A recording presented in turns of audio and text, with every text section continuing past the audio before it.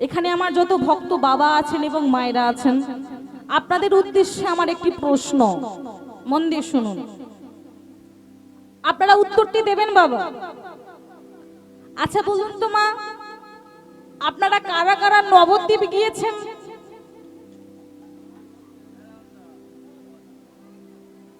নবদ্বীপ গিয়েছেন তো? বাহ। তা যারা যারা নবদ্বীপে গিয়েছেন মাগো, মন দিয়ে শুনুন। ওই নবদ্বীপ থেকে বেশ কিছুটা দূরে একটি জায়গা রয়েছে বাবা। নাম কি জায়গাটার? না, জায়গাটার নাম হলো মা অগ্রদ্বীপ। মন দিয়ে শুনবেন। ওই নবদ্বীপ থেকে বেশ কিছুটা দূরে ওই জায়গাটার নাম হলো অগ্রদ্বীপ। তা ওই অগ্রদ্বীপে মাগো, মন দিয়ে শুনুন, এক সময় এক ভক্ত থাকতো। ভক্তের নামটা বাবা আমি পরে বলছি। তা সেই ভক্ত সে কি করতো জানো না? সে পাথরের মূর্তি, পাথরের গোপীনাথ, সেই পাথরের গোপীনাথকে সে সেবা দিত। আর যেদিন ওই ভক্ত মারা গেল, আমরা ভগবানের কাছে গিয়ে আমরা বলি না, আমরা ভগবানের কাছে গিয়ে, গোবিন্দের কাছে গিয়ে আমরা কেঁদে কেঁদে বলি তো বাবা যে দয়াময়, আমাদের যে এত কষ্ট, এত দুঃখ, প্রভু তুমি তো সব জানো, তুমি তো সব দেখো। ও প্রভু, তুমি কি আমাদের এই দুঃখ কষ্টটা একটু দূর করে দিতে পারো না? কি বাবা বলি না? আরো বলি, এ তো পাথরের মূর্তি, এ তো পাথরের গোপীনাথ। আমরা মনে মনে করি ওই পাথরের মধ্যে কি প্রাণ আছে, ও কি কথা বলতে পারে? কিন্তু মাগো, ভগবান সেদিন প্রমাণ করে দিয়েছিল যে ওই ভক্ত, ভগবান সেদিন নিজ মুখে বলেছিল, ভক্তই আমার মাতা পিতা, ভক্তই আমার গুরু, তাই ভক্তই আমার নাম রেখেছি বাঞ্ছা কল্পতরু।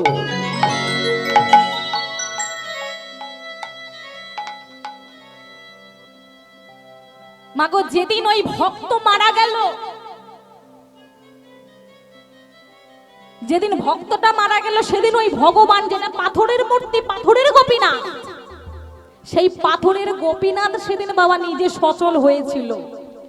নিজে সচল হয়ে হেঁটে গিয়ে সে করেছিল ওই পিতার জন্যে, ওই ভক্তের জন্যে নিজ হাতে পিণ্ডদান। সেই লীলাই আজ আমরা জানবো বাবা, সেই ভক্তের জীবন কাহিনী। কেমন ভাবে ভালোবাসলে, কি দিয়ে ভালোবাসলে ভগবানকে পুত্র রূপে পাওয়া যায়, কেমন করে ডাকলে ভগবানকে সন্তান রূপে পাওয়া যায়। আজ আমরা জেনে নেব এই লীলার মধ্যে ওই ভক্তির জীবন কাহিনী। কেমন ভাবে ভালোবেসেছিল ভগবানকে, তাই ভগবান নিজ হাতে করেছিল ভক্তির জন্য পিণ্ডদান। লীলার শুরুটা লক্ষ্য করুন মা। মাত্র 24 বছর বয়সে তিনি সন্ন্যাস ধর্ম গ্রহণ করলেন। আর এই সন্ন্যাস ধর্ম গ্রহণ করার পর 5 বছর তিনি আজ কোথায় আছেন? নীলাচল পুরী ধাম, জগন্নাথ ধাম। গৌরহরি আমার জগন্নাথ ধামে বর্তমান। অতি প্রভাত কালে আমার গৌরহরি জগন্নাথকে দর্শন করছেন। কেমন ভাবে গো, জগন্নাথ মুখ হেরি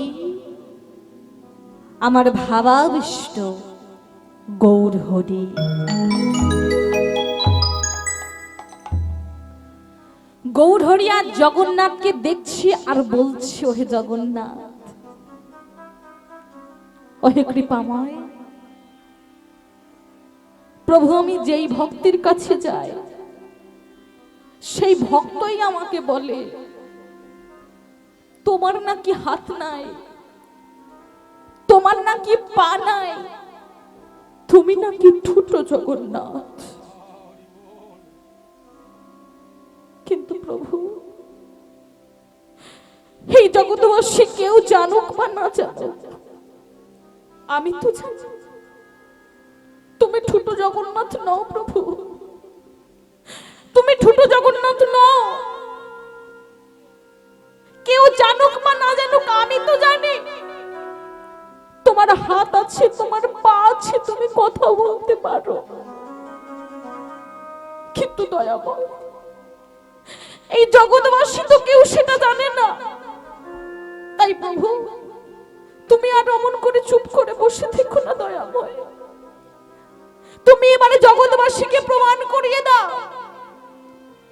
জগতের ভক্তকে তুমি প্রমাণ করে দাও তুমি ভক্তাধীন ভগবান। প্রমাণ করে দাও তুমি ভক্ত বাঞ্ছা কল্পতরু ভগবান। ভক্তমণ্ডলী, ভক্তিমতী মায়েরা, আজ গৌরহরি ভক্তের ভগবান নাম পূর্ণ করার জন্য গোমা সিদ্ধান্ত নিলেন তিনি আর বসে থাকবেন না, কারণ বসে থাকলে কোনোদিনও ভগবানের নাম পূরণ হবে না। তাই সিদ্ধান্ত নিলেন তিনি এক ভক্তকে সঙ্গে নিয়ে তিনি যাবেন বৃন্দাবন। আর ওই বৃন্দাবনে যাওয়ার সময় ওই পথমাঝে তিনি প্রমাণ করিয়ে দেবেন তিনি হলেন ভক্তাধীন ভগবান। সঙ্গে করে নিল এক ভক্ত। কে সেই ভক্ত গো? ওই নবদ্বীপেই থাকতো বাবা, মন দিয়ে শুনবেন, সে আর অন্য কেউ নয়, ওই নবদ্বীপেই থাকতো বাসু ঘোষের ভাই মাধব ঘোষের দাদা। নাম কি তার? নাম হলো গোবিন্দ ঘোষ। ওই গোবিন্দ ঘোষকে সঙ্গে নিয়েছে। যেই না গোবিন্দর দিকে তাকিয়েছে না, সঙ্গে সঙ্গে গোবিন্দ বলছে, প্রভু, ও প্রভু, প্রভু তুমি তুমি অমন করে আমার দিকে তাকিয়ে আছো কেন? প্রভু, তুমি কি আমায় কিছু বলবে প্রভু? হ্যাঁ, অমন করে তুমি আমার দিকে তাকিয়ে আছো, বলো না প্রভু, আমায় তুমি কি বলবে? তখন গৌরহরি আমার মৃদু হেসে বলছে, ওরে গোবিন্দ, গোবিন্দ শোন বাবা, আমি সিদ্ধান্ত নিয়েছি আমি আর এই নীলাচলে পরিধামে আর থাকবো না। ও গোবিন্দ, আমি সিদ্ধান্ত নিয়েছি আমি এবার বৃন্দাবন যাব। তা গোবিন্দ, আমি ভেবে দেখলাম বৃন্দাবনে আমি একা যাব না। লক্ষ্য করুন বাবা, মন দিয়ে, এক মনে শুনবেন, দুই মন হলেই গন্ডগোল হয়ে যাবে। কি বলছে? যে গোবিন্দ, সিদ্ধান্ত নিলাম যে একা একা আর যাব না। মনে মনে ভেবেছি যে এইবারে বৃন্দাবনের যাওয়ার সময় আমি একজনকে সঙ্গে নেব। কাকে জানিস? কাকে প্রভু? ও গোবিন্দ, আমি সিদ্ধান্ত নিয়েছি বৃন্দাবনে যাওয়ার সময় প্রথমাজে আমি তোমাকে সঙ্গী করব নি। তাই গৌর হরি হরি বল। ওমা, যেই এই কথাটা বলেছেন সঙ্গে সঙ্গে ওই গোবিন্দ ঘোষ ছুটে গিয়ে ওই গৌরহরির চরণ দুটিকে বক্ষবাদে জড়িয়ে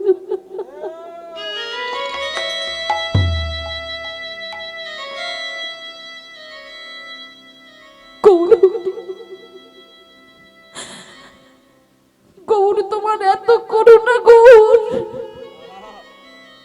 তোমার এত কৃপা প্রভু,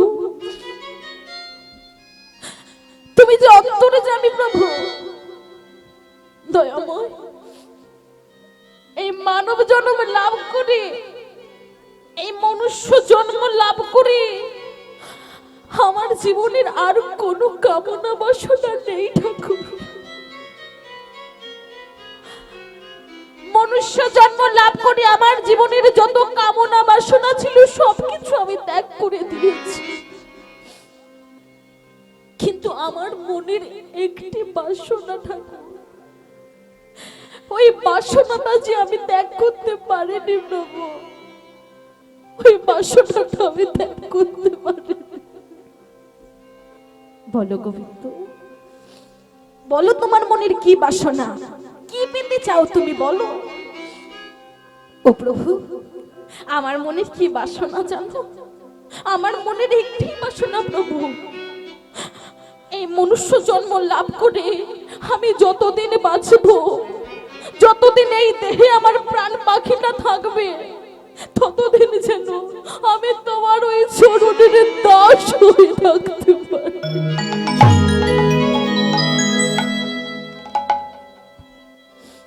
আমি যেন তোমার চরণের দাস হয়ে থাকতে পারি প্রভু। বেশ গোবিন্দ, চলো, তোমার মনের বাসনা আমি পূর্ণ করব। চলো, তোমায় নিয়ে যাবো সেই মধুর বৃন্দাবন। তাই বাবা, আজ ওই গোবিন্দ ঘোষকে সঙ্গে নিয়ে আমার গৌরহরি পথ হাঁটা শুরু করলেন। আর পথ হাঁটতে হাঁটতে দীর্ঘ 1 মাস, দীর্ঘ 1 মাস যাবৎ তিনি পথ হাঁটছেন। লক্ষ্য করুন মা, মন দিয়ে। পথ হাঁটতে হাঁটতে আজ তিনি এসে উপস্থিত হলেন কোথায়? ওই নবদ্বীপের মাটিতে। নবদ্বীপের মাটিতে এসে পা রাখলেন দীর্ঘ 1 মাস পর। আর ওই নবদ্বীপের মাটিতে পা রেখেই আমার গৌরহরি ওই দূর থেকে আর চিৎকার করে ডাক দিয়ে বলে উঠলেন, আমার মা গো,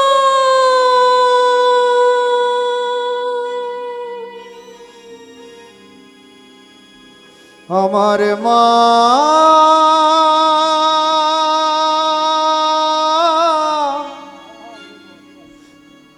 আমার মা গো,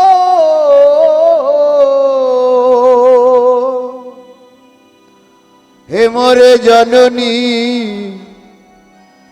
আমার মা, মা মা গো।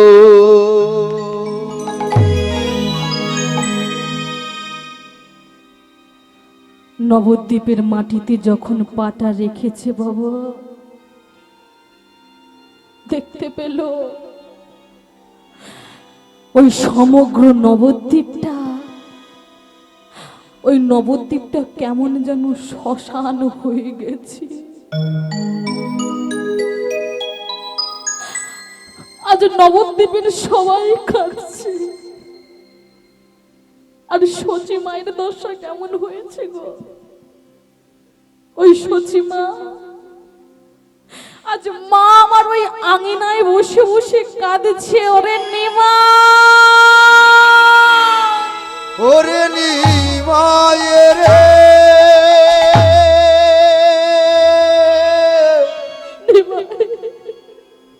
কোথায় নিমাই?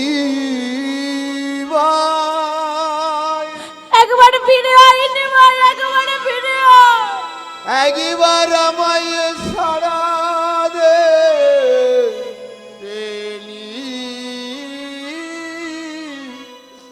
নিমা।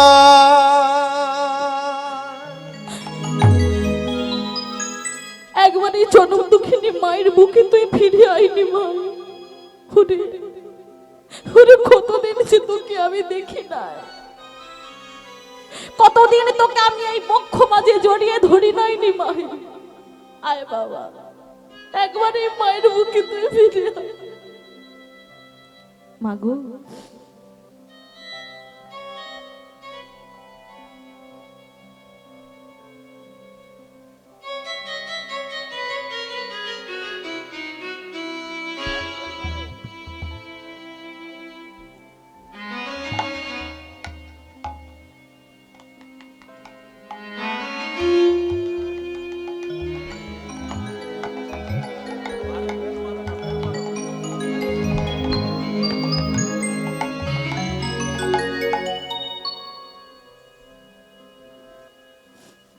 ভক্তমণ্ডলী, ভক্তিমতী মায়েরা, মাগো একটা জিনিস কিন্তু লক্ষ্য করে দেখবেন, এই পৃথিবীতে বাবা সবাই তোমায় দূরে ঠেলে দিতে পারে, সবাই তোমাকে পর করে দিতে পারে, কিন্তু একটা মানুষ কোনোদিনও তোমায় পর করে দেবে না। সেটা কে গো? জনম দুঃখিনী মা।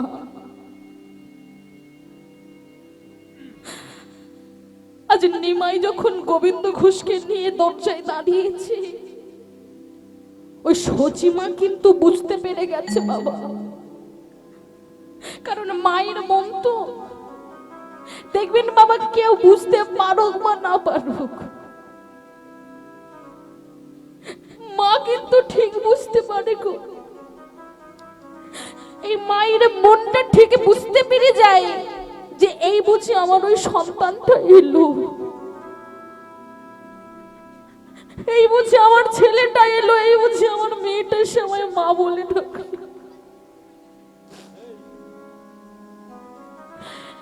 তাই যেই মাত্র ওই নিমাই গোবিন্দ ঘোষকে এনে দাঁড়িয়েছে না, সচিমা আমার বুঝতে পেরে গেছে যে আমার নিমাই এসেছে আমার কাছে। তাই ওই আগিনা থেকে বসে বসে ডাকছে, ওরে নিমাই, ওরে নিমাই রে, আয় বাবা, আয় নিমাই, একবার আমার কাছে আয় নিমাই, একবার তোকে এই মুখ বোঝাবে।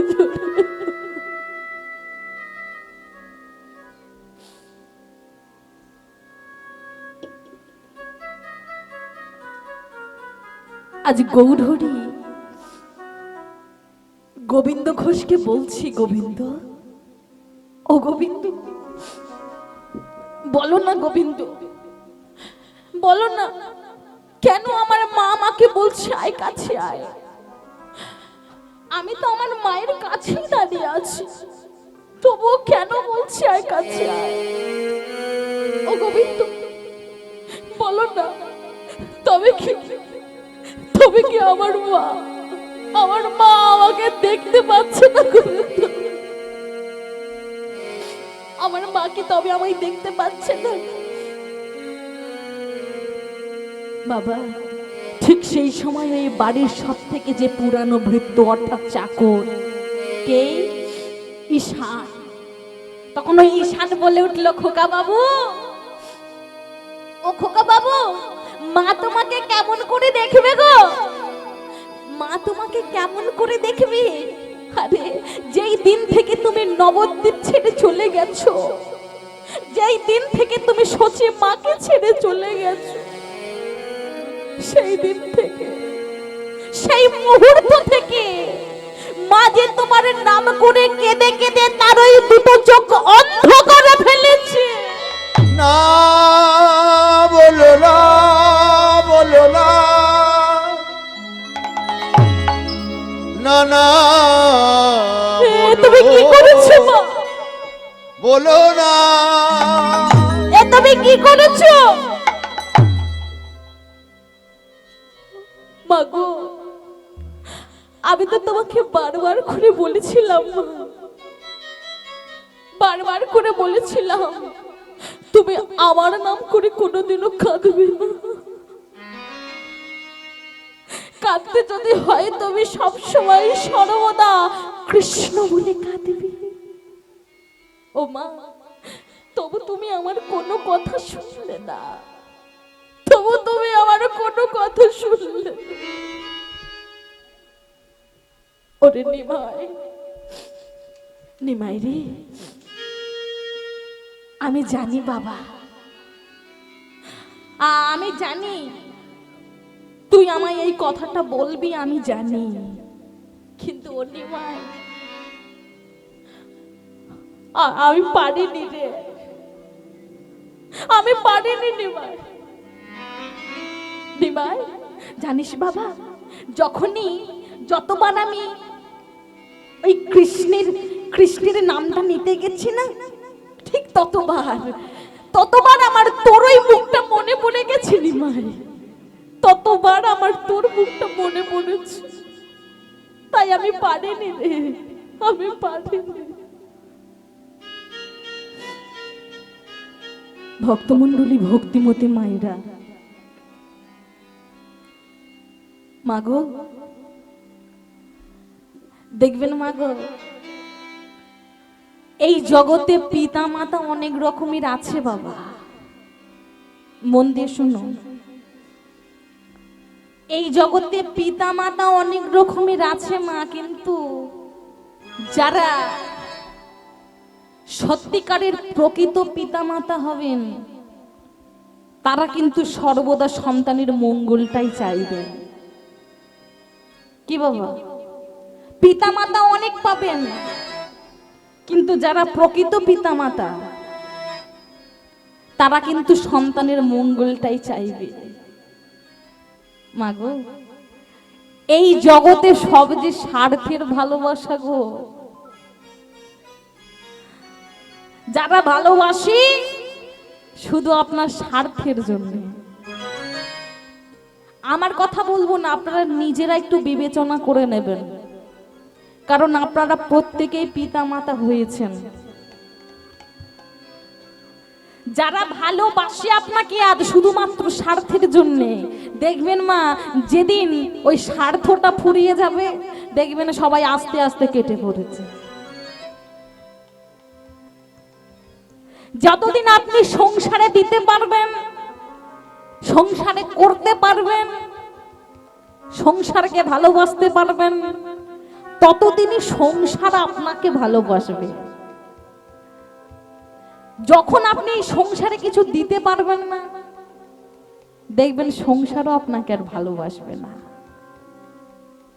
মাগো, এই জগতে সব যে স্বার্থের ভালোবাসা গো, যারা ভালোবাসে স্বার্থের জন্য, কিন্তু মা এই জগতে নিঃস্বার্থ ভাবেও যে ভালোবাসে, যদি কেউ ভালোবেসে থাকে নিঃস্বার্থ ভাবে, সেটা হলো দুটো মানুষ।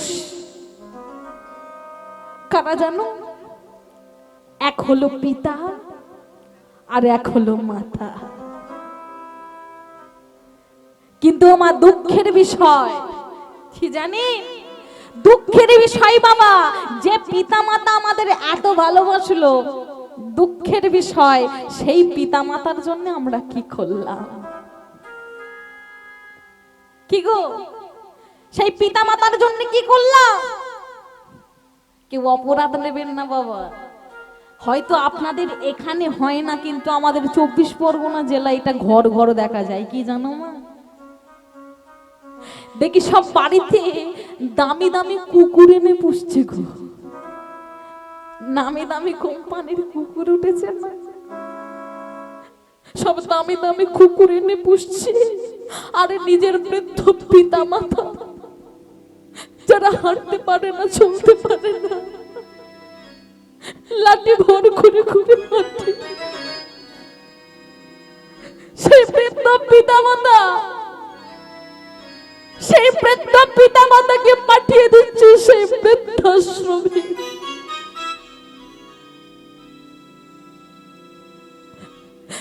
কুকুরের জন্য দামি দামি মাংস কিনে আনছে গো, কুকুরের জন্য।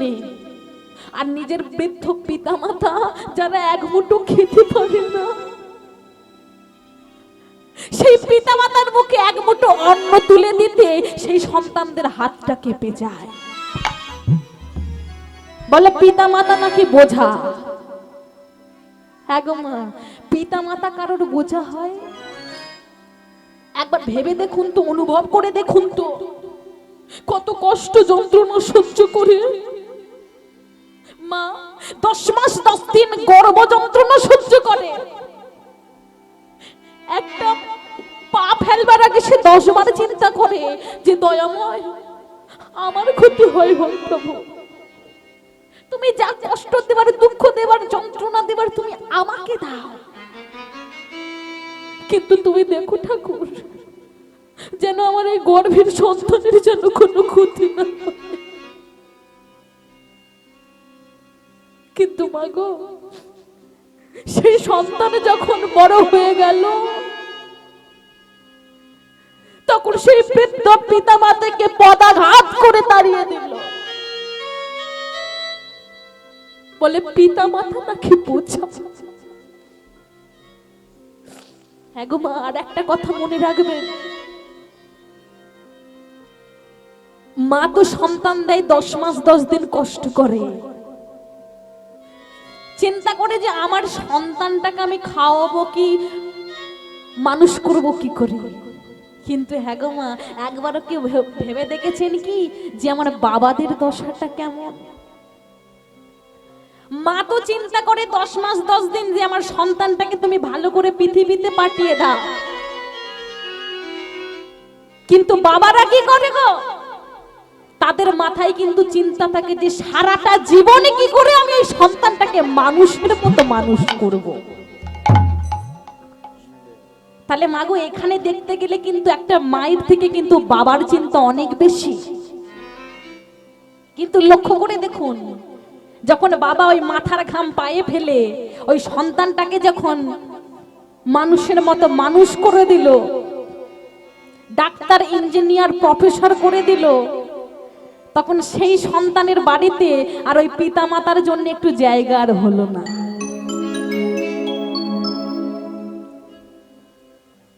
তখন আর জায়গা হলো না, তখন সেই পিতা মাতাকে পাঠিয়ে দিল কোথায়?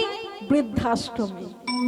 যাও, চলে যাও, আমার ঘরে তোমাদের আর জায়গা নেই। ওই কুকুরটার জায়গা হয়েছে বাবা, কিন্তু পিতা মাতার জায়গা আর হলো না। কিন্তু ওমা, একটা কথা মনে রাখবেন, সবকিছুর ঋণ শোধ করা যায়, কিন্তু পৃথিবীতে একটা ঋণ কখনো শোধ করা যায় না। কোন ঋণ? কোন ঋণ গো? মায়ের ঋণ কিন্তু কখনো শোধ করা যায় না। তাই তো ভেবে দেখ মন পাখি, জন্মভূমি মায়ের কাছে তেনায়াছিস নাকি?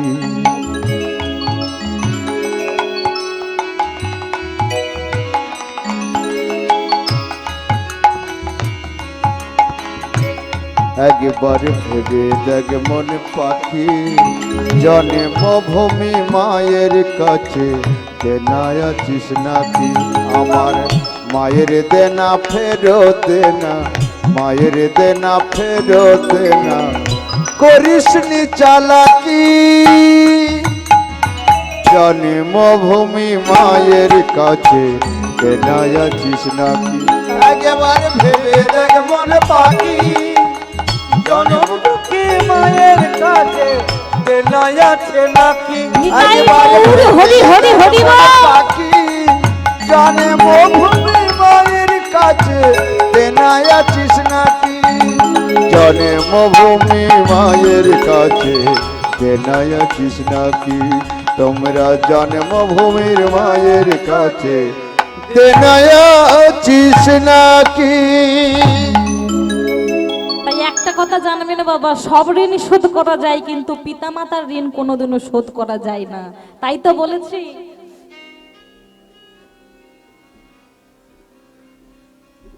এই হরিবাসরে যত ভক্তগণ আছে, আমি হয়তো একটু ডিস্টার্ব করলাম, আপনার কিছু মনে করবেন না। আমি এই দাদা সিচুয়েশন অনুযায়ী যে গানটা ইনি পছন্দ করেছেন, এর জন্যে আমার তরফ থেকে সামান্য কিছু, মানে আমার মনের অনুভূতি অনুযায়ী এই দাদা যে প্রকাশটা করেছেন, আমি এই জন্য এই দাদার কাছে চিরকৃতজ্ঞ। আমি কাউকে ছোট করছি না বা কাউকে বেশি সম্মান দিতে পারছি না, তাই আমার তরফ থেকে এই দাদাকে আমি এই সামান্য কিছু রৌপ্যের বদলে টাকাটি উপহার দিই।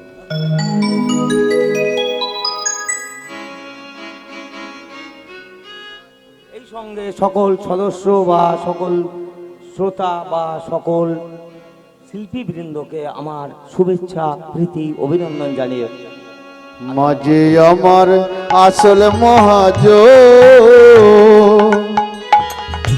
দানা পানি দিয়ে যে তোর বাঁচাই যে জীবন মাঝে আমার আসলে মহাজন দানা পানি দিয়ে যে তোর বাঁচাই যে জীবন সাধন ভজন যা করবি তুই সাধন ভজন যা করবি তুই সবই হবে ফাঁকি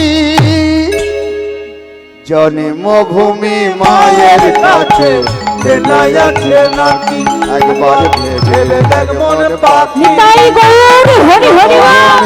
মায়ের কাছে আছে নাকি একবার ভেবে দেখ মন পাখি জন্মভূমি মায়ের কাছে আছে নাকি জন্মভূমি মায়ের কাছে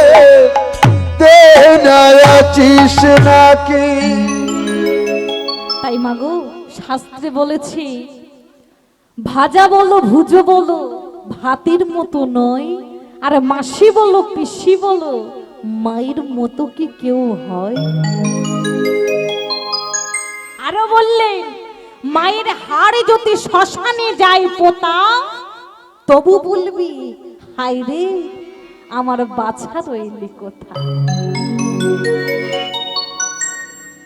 তাই মাগো এমন ভক্ত এমন সন্তান কিন্তু আমার নিমাই ছিল না যে মাকে কষ্ট দেবে সেই সন্তান নিমাই নয় আজ নিমাই মায়ের চরণ দুখানি জড়িয়ে ধরেছে মাগো ও মা তুমি আর কেঁদো না আমি তো চলে যাচ্ছি মা তবে যাবার পূর্বে তোমায় বলে যাই যদি কাঁদতেই হয় তুমি আমার নাম করে কেঁদো না মা আমার নাম করে কেঁদো না যদি কাঁদতে হয় তুমি সেই নামে কাঁদো সেই নাম আবার আমি তোমাকে মনে করিয়ে দিই মা সেই নামে তুমি কাঁদো মা সেই নামে তুমি কাঁদো কন্যা কাঁদিলে নিমাই বলে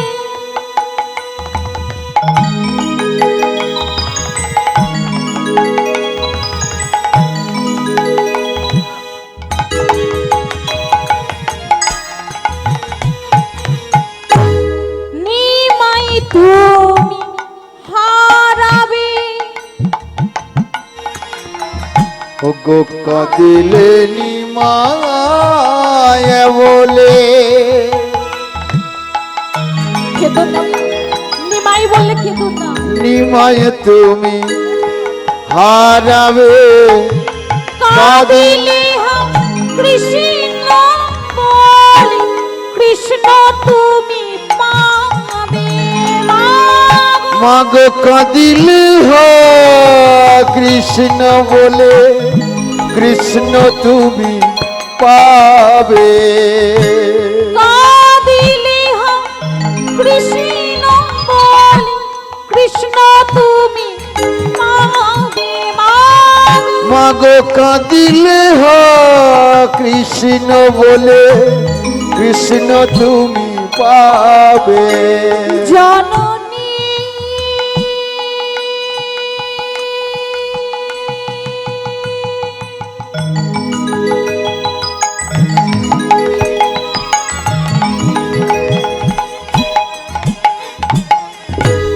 কেদো নানি মাই বলি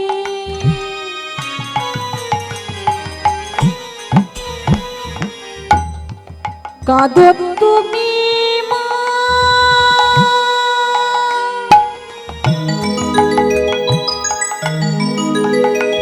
হা কৃষ্ণ বলে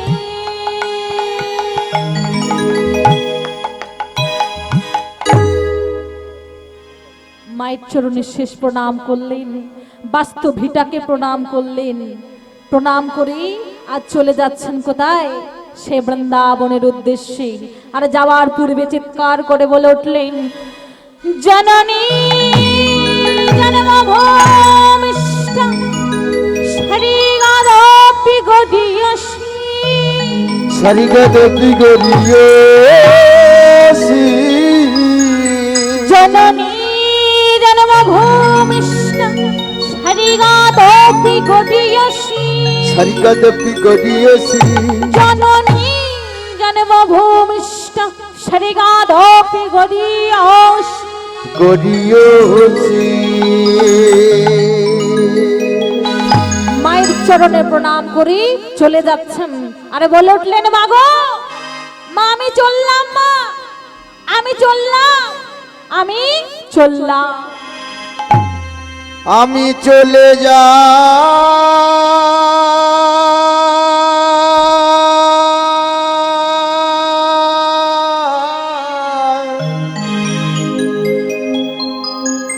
মাগো আমি চলে যা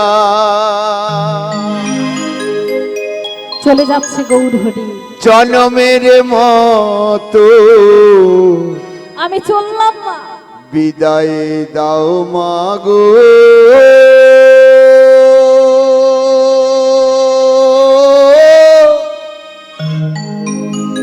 মাগো আমি চলে যা চলে যা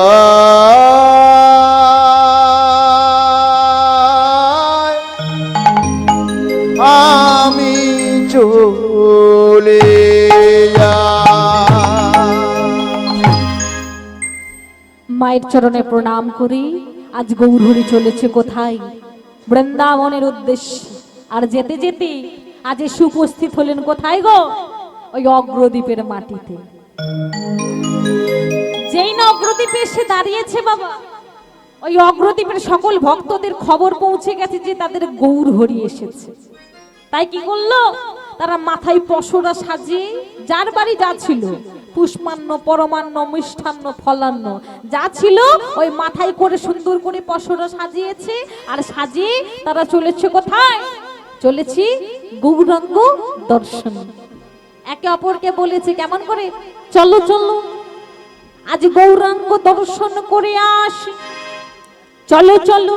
তাই চলেছে কেমন করে, আজ চলিছে সকলে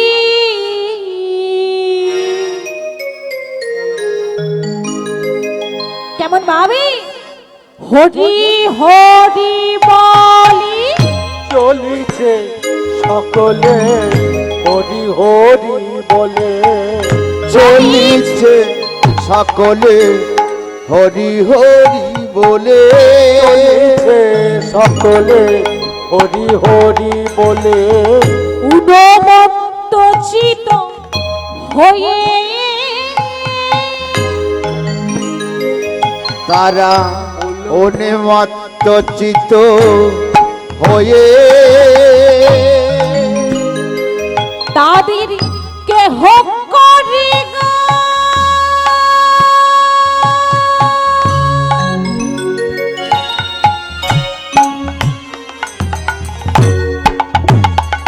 আবার কেহ ধরে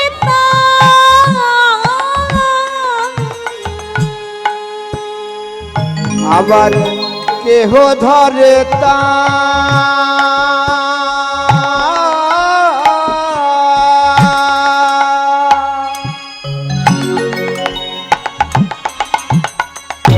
তাদের কেহ করি গান